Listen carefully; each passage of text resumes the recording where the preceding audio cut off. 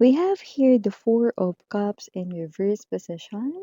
So it looks like there's someone here no na parang feeling niya there's still chance, no?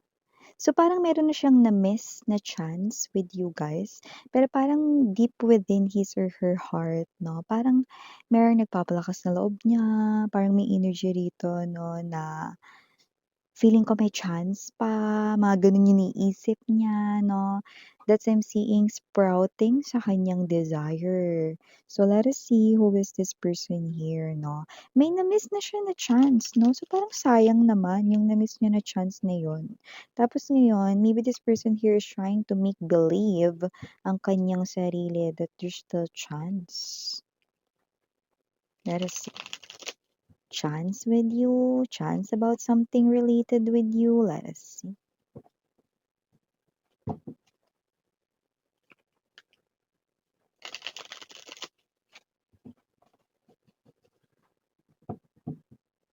Okay.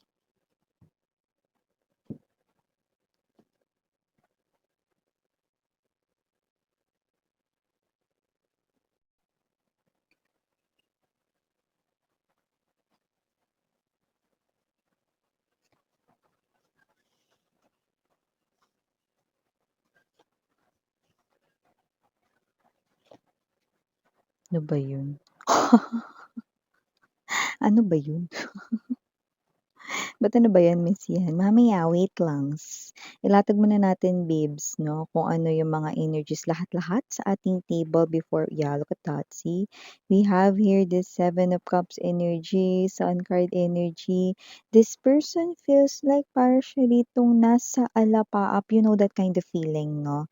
Parang there's something here na parang nagpapatuwa, nagpapasaya sa kanya, nagpapaligaya ng araw niya, yan, no? Okay, okay.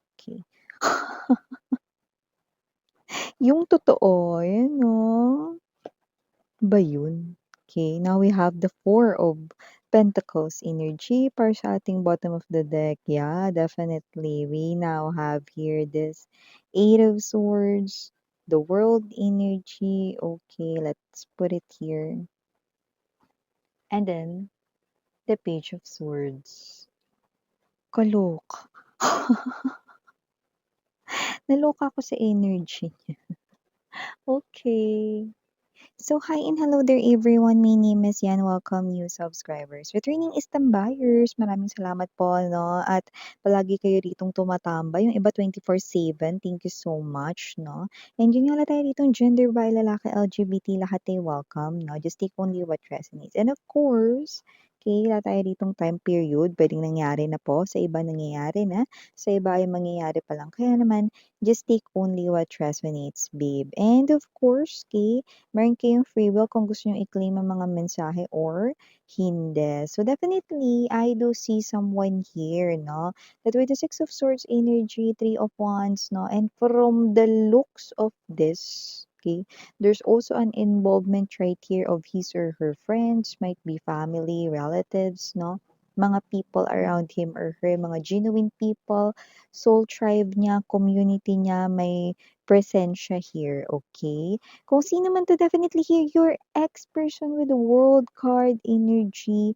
I do see that this person here, no, matagal na kayong wala, or kung hindi naman matagal na wala, hindi na kayo, okay? Kapagka narinig mo ang reading na 'to, hindi na kayo nitong person na 'to. But look at that! I do see that this person here with the Three of Wands energy, Six of Swords right in here, no, nakakaloka. Binibigyan niya ako rito ng kalituhan. Bakit, Miss yan? Okay. Sino ba namang hindi malilito, mga mahal, 'no? Tignan mo naman, ang nakikita ko ditong mensahe is this person here is trying to move on from you. In other words, forget you, kalimutan ka at magsimula rito ng bagong life, Ace of Coins energy.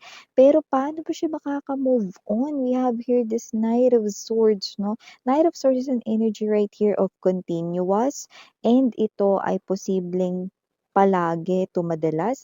At nakikita din natin na kung sino man 'tong energy na 'to 'no, this person here, Paano nga ba siya makaka-move on dito kung panay siya rito tanong tungkol sa'yo?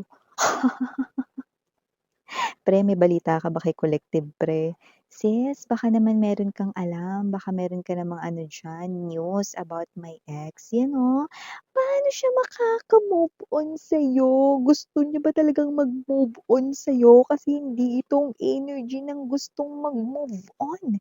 Kagaya ng binanggit ko sa inyo kanina, we have here this Ben of Cups and there's this Sun energy, which is definitely nakikita natin dito, no, that with this Six of I mean the Seven of Coins energy 'no, pero tatawagin ko itong Six of Coins din 'no, look at that 'no, 6 to 7 definitely there's continuous, tuloy-tuloy rito 'no. Tapos kapagka nakakarinig siya rito ng parang kahit na news na little bit about you guys 'no, something to do with social media right in here 'no, there's a news 'no, sa social media na, pre nakita ko yung post ni Collective parang nag-post siya ng song 'yan 'no. Tapos iniisip niya na agad para yun agad sa kanya kaya parang feeling niya nasa alapaap siya rito, may kakaibang saya. May bagay rito 'no, na parang nagpapaligaya sa araw niya, "Ay, para sa'kin siguro yung pinost ni Collective 'no." Para daw sa kanya yung pinost mo mga babes 'no. 'Di ba sa social media ngayon puwede ka na maglagay ng kung ano-ano, captions, status, kahit sa mga stories mo puwede ka na mag-add ng mga music 'no, and all of those things 'no. Okay, so nakita natin dito nabibigyan niya yun ng meaning at parang siya ito 'no, na kino-convince niya ang kanyang sarili, kinukumbinsi niya ang sarili niya na yun ay para sa kanya. Yun ba ang energy ng gustong mag-move on? Kahit sino malilito. Kasi kung sino man 'tong energy na 'to mga babes 'no, I do see that this person here 'no, kung talagang gusto niya mag-move on sa'yo, titigilan niya na ang pagtatanong sa kanya rito mga friends, na posibleng friends mo pa rin sa social media 'no, or sa'yo rito 'no, na mga social media platform accounts like Facebook, Instagram, TikTok 'no, or whatsoever, or even sa kanya rito mga family members or people na parehas pa rin na connected sa inyong dalawa 'no, kahit kayo ay matagal ng hiwalay or separated. But whoever this ex of yours, gusto niya raw dito mag-move on 'no, mabagal na nga yung pagmo-move on niya, pahinto-hinto pa siya. At nakakaloka hindi lang ito minsan, madalas ito 'no. So nakikita ko rito 'no, yung iba rito mga friends niya nalilito na rin. Kasi may energy rito na 'pag kinakausap nila ito lalo na kapag merong mga kasiyahan, may lumalabas dito mga occasions, puwedeng mga birthdays 'no, ng mga friends niya rito 'no, na pagka siya ito 'no, na nagkukuwento, sinasabi niya rito na gusto niya na mag-move on sa iyo, na kinakalimutan ka na niya at gusto niya na rito mag-move forward sa life niya at magsimula rito ng fresh start 'no. Pero, okey, ito naman siya 'no, na nagtatanong pa din. Maybe you block this person here because the presence of Five of Coins is very evident dito. It looks like na wala siya ritong ibang mapagtanungan, okey? I mean wala siya ritong magawa 'no, ng siya lang 'no, dahil posibleng naka-block siya sa mga social media mo 'no, at wala talaga siyang kahit na anong balita sa'yo. Kaya nagtatanong siya sa iba 'no. Tapos kapag nagkukuwento naman yung iba 'no, feeling niya siya yung pinatatamaan mo sa mga quotes mo, feeling niya in love ka pa din. Yeah, the energy is in love. So, either this person here is in his or her fantasies or imagination lang kasi yung iba sa inyo nakita ko rito, in love kayo, puwedeng dinadaan niyo sa mga kanta, sa mga quotes na shine-share ninyo sa social media platforms like Facebook 'no, the very evident ang Facebook 'no, lumilitaw dito ang color blue. So, I do pick up that this person here is thinking na in love ka pa rin sa kanya. But however, I do see that in your energy, it looks like you are the sun in the world. You're starting a new chapter. You're starting here to fall in love with someone new.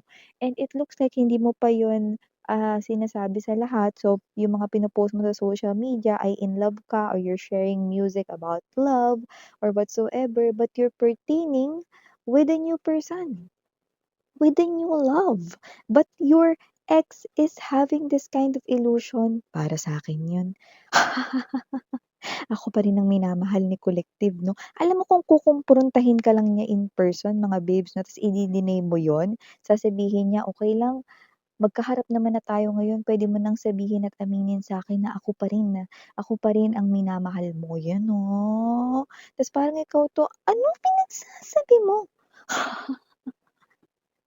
Yung pamewang mo hanggang kilikili 'no. So yeah, I do see that this person here, sinasabi niya lang dito na nagmo-move on na siya from you guys 'no, but I do not see that these are the actions of someone who really wants to move on. Like, no, hindi ko nakikita yun sa energy niya. This person here is still holding on too tightly to you. This person here is still stuck with you. Mhm. So I do see that whoever this energy is, this person here, okay, tingin ko kailangan niya munang isipin ano ba talaga ang gusto niyang gawin, mag-move on sa'yo or ipupursu ka pa niya. Dahil ang gulo-gulo niya, ano. So I do see that whoever this energy is, so this person here is trying, you know, to convince himself or herself 'no, na siguro kaya niya mag-move on daw sa'yo. But it looks like this person can't do it, okay? Because you're still the one. You're still the one that occupies his or her mind, his or her thoughts. You're still the one that this person here is very interested with, no? Yeah, this person here is doing it, no? Might be every day or every other day. This person here is asking, no? His or her community, his or her friends that is still connected with you guys, no, about you, about any news about you, no. And yeah, look at that, no, pag nakakuha siya rito ng balita kahit hindi siya sure kung siya yon, feeling niya agad siya yon. Feeling niya agad siya yung pinatatamaan dito, no? Your energy, the thing that you're posting sa yung social media has something to do with your energy feeling happy about something. So it looks like, no, feeling niya para yun sa kanya or feeling niya tinutukoy mo ay siya. Okay? So wala talagang duda. This person here is still holding on sa'yo even if you're not talking, even if you're not communicating, even if you're not reaching out with each other, no? Even if you're separated right now, this person thinks that siya pa rin. Yung laman ng isip mo, siya pa rin. Yung ginugusto mo rito, no, at siya pa rin. Yung walang ibang laman, no, ang iyo ritong puso at isip kundi siya pa rin, no. Yeah, this person here is just imagining things right in here that makes him or her, no, create this happiness, no? But this is something here, no? Like a false news, 'di ba? Kasi hindi yun yung nakikita ko because for a lot of you, I'm picking up the energies of my collective people, you already moved on from this person. Eh? So I do see that you're moving towards new love. And I do see that this is you, no? You are someone who's in love and will fall in love with someone brand new. At hindi tayo nakakita rito ng energy, no, na kayo ay willingness pang bumalik sa old stuffs, no, or sa past lover ninyo, no, even though this past lover ninyo, no, is still someone here, no, holding on dito sa inyong energy. I do see na kahit gumawa pa siya rito ng movement talaga, no, sa 3D world, no, I do see that this person here is someone na dededmahin mo na lang at hindi mo na bibigyan ng permission to enter your heart space anymore. Not again. Yan yung energy mo.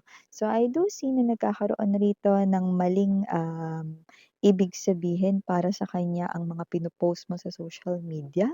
Okay? Kasi parang feeling niya rito masaya ka kasi iniisip mo pa rin siya. Happy ka kasi siya pa rin yung mahal mo. Siya pa rin yung laman ng isip mo rito. But it looks like it's not that. Alam mo 'pag nalaman niya 'yan ng harap-harapan directly sa inyo, magiging in denial muna siya kagaya ng binigay ko example kanina 'no. But this person here with the Two of Wands energy, I do see 'no, na hindi pa rin siya makapaniwala at hindi siya magiging makapaniwala rito 'no, na kayo ay talagang naka-move on na sa kanya. Because this person here knew na nahirapan talaga kayo 'no, na bitiwan siya dati.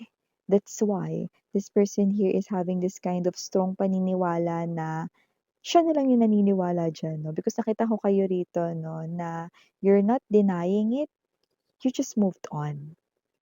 Yeah. Alright? So, I do see this person here will sit pa more ng mga ilang months and even yung iba kawawa, years talaga rito 'no, parang paniniwalaan pa nila yung sarili nila rito na in love ka pa rin sa kanila 'no. Eh, kung ganun man 'no, bakit hindi ka gumagawa ng movement 'no, 'di ba? Parang syunga lang. So yeah, for the initials written here, yes, we do have. Unang-una, capital letter I. We also have here capital letter L. Also have capital letter Y. Yeah, I-L-Y. I love you. Yeah, definitely. No, this person here is someone who still loves you and still thinks that you are still in love with him. Kakaloka, diba? So for the rest of the letters, I'm seeing you. We also have here B as in boy. J. We also have here the letter victory, V as well. Present then S. We also have here the letter N. And last but not the least, we've got the letter P. So yeah, these are all the messages. Thank you again. I'm Mariana on Sarang Hill Love and Light. And you.